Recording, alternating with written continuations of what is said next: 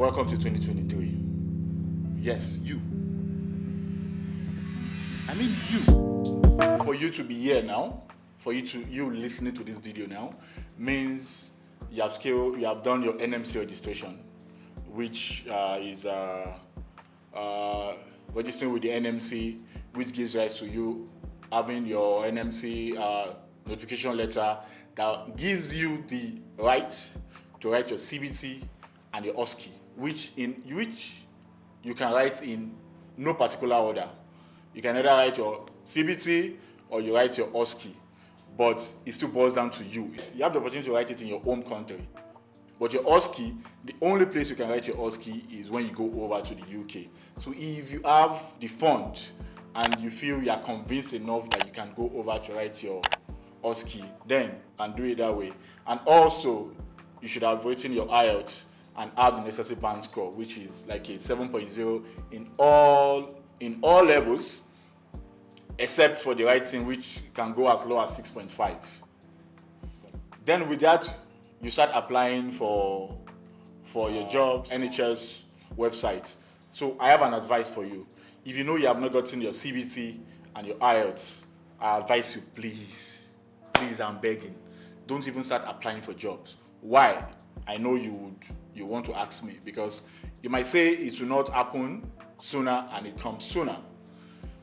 These employers, the recruiters, they don't have time for long story. Once they ask you, have you done your IELTS? Have you done your CBT? And you said yes. Now they will ask you to send in your results. Then if you now send your result and there are some lapses, just expect that you're not getting any response from them. So why do you want to go that far by applying when you know you are not ready? So now there is a midwife I know of, which I'm going to drop like the link to that post. She's a midwife. Show me your clock. Yes, she, out of her own way, she went all the way to the UK to write her OSCE, and yeah, she has a job now and she's working and she's doing well. So if you know you want to go through that route, good for you. Now, what are we talking about again? Let's come back. Let's face fact now. Now we are talking about how to apply for your jobs on NHS websites. Now you need to know the different websites where you can go to apply. Now you can apply on Indeed. You can go apply on Trac jobs, on NHS job. The general ones which we all know is the Trac jobs, which everybody can go and apply, search for your jobs and look for the one you want to apply for. Another thing I will say is that if you want to apply, I'll advise you to apply with a computer. Now, the advantage of you applying with a PC, it's yours. It's in your home. You can come up at any time to put on your system and you continue from where you stop. Unlike when you have to go to the cafe to start applying, and for confidentiality's sake, you don't have to be turning off, go log out and log in. And also, you have to be able to monitor your progress. There are some applications where you have to input data over and over again. But if you are using your own personal PC, those things can just pop up on its own. You can just click. You don't even need to type on it. You can click. Yes, I know some people now will tell me, but I don't have a PC at home. Then how do I apply? Yes, you can use a phone. Yes, you see when I'm saying a phone, my tone was a little bit down. Yes, because applying with a phone comes with its own disadvantage. Because now applying with a phone, the screen is not large. Then you have to start looking at it one after the other, and there's a point where you forgot the last word you have typed, and you just feel, yes, you have gotten it, and you apply.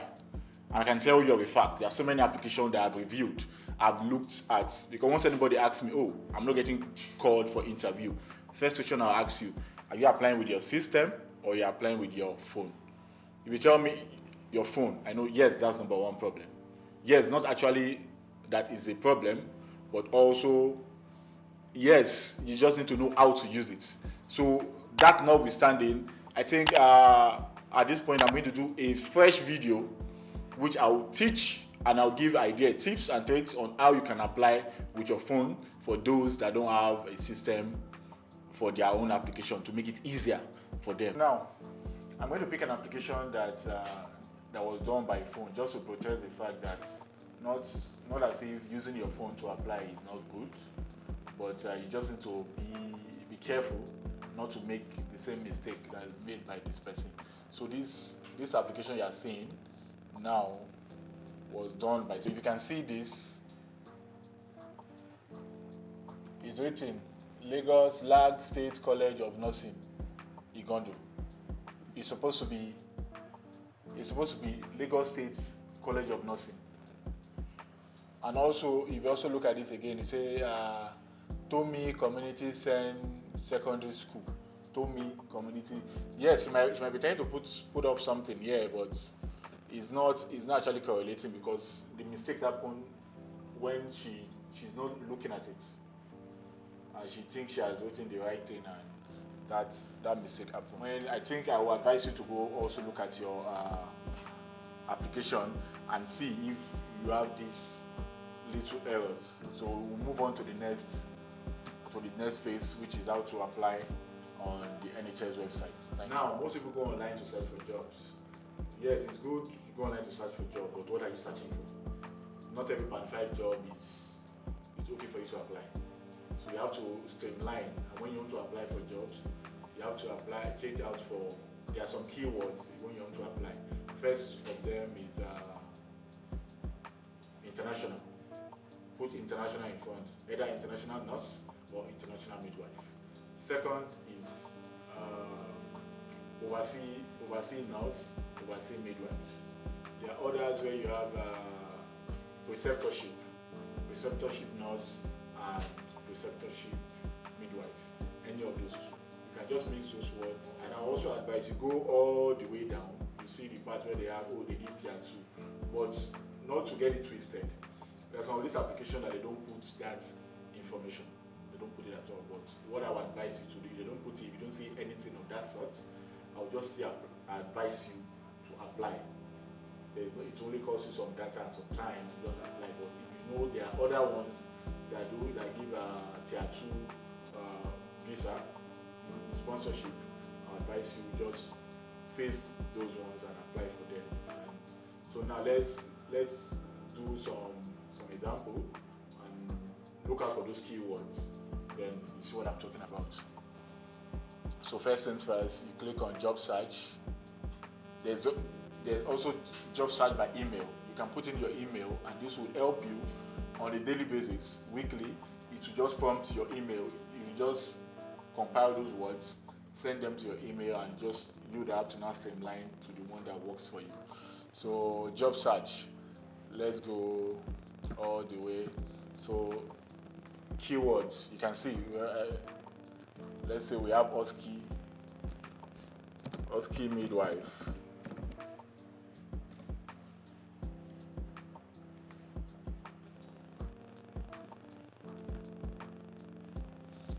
No matching word means there is no Husky nurse.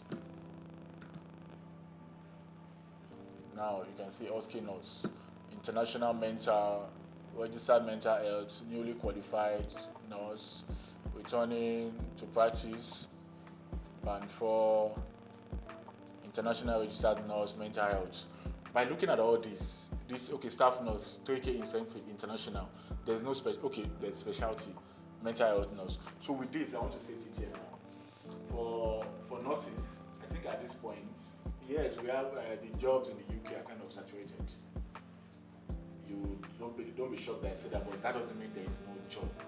But you just need to streamline what you are searching for. If you go apply for mental health and you don't have certificate of mental health, yes, it's possible, it's not. So for the new nurses, this is an advice to you. I think you try to diversify. Have a specialty. There's nothing stopping you from having your specialty mental. If you know you have that mind of going over to the UK to work after your school. So I advise do something. Yes, the times are changing. It can change due to time, but at least for those at this period, I would advise you do a little bit of mental health at least to have an edge as an international over any other person. Because if they put an international, a general nurse, and a mental health nurse on the same application. I believe the NHS will want to Yes. go. They are saying international. Yes, they give tier 2 visa. But how do you apply for it? That there are a lot of people applying for this job. People from Ghana, people from Kenya, people from India, all over. They are applying to this same NHS. So it's now up to you to stand out of everybody. And how do you stand out? It's just for you to apply the right way. Look at the necessary pointers on what to do and what not to do in your application. So that's it. So now let's move to it. We'll apply. Click on apply now. So now I think most people keep complaining about this red list. Yes, there is a thing called the red list. So not all NHS employ people from the red list country, but that doesn't mean there are no NHS out there that are employing people. So look out for your friends, ask questions. This thing is all about research. Make your own findings. Any Telegram group you are, I will advise you see somebody, please, anybody have interview question with so NHS, Royal Wolverhampton, North Lincolnshire, Bedfordshire. That's a pointer. That's the pointer that they are accepting applications. So what do you need to do? You have to go up to them. You can check the website. If there are vacancies, you can click and apply. If there are no vacancy, there are some of these NHS that have special page dedicated for international applicants. You see an email, they might tell you, apply to this email. Why not send in an email? Why not send in an email? Because a simple email, like, so now, another advice I have is, now you want to send such an email, I also advise you to have a screenshot of your IELTS results, screenshot of your CBT, screenshot of your NMC portal interface to show the level that you are on now, screenshot of international passports. What else again? What else? Just have your screenshot, the relevant documents you have, put it in one folder in your computer.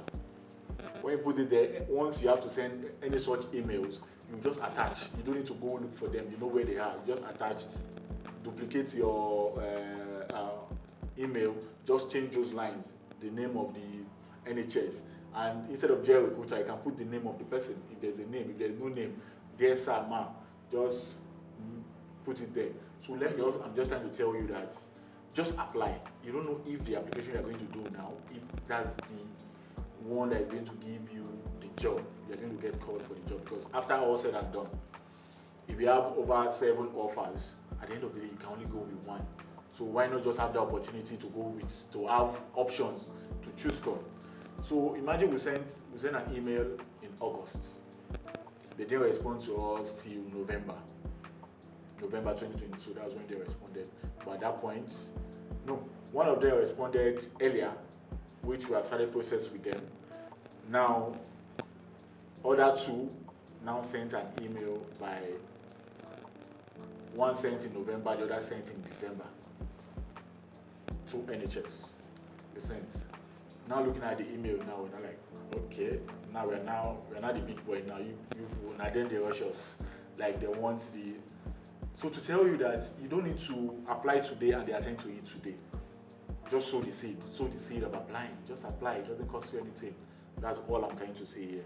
So yes, you do your job search on Trac Jobs, but also if you see those emails down there, just send in an email. Introduce yourself. Who knows? They might attend to it.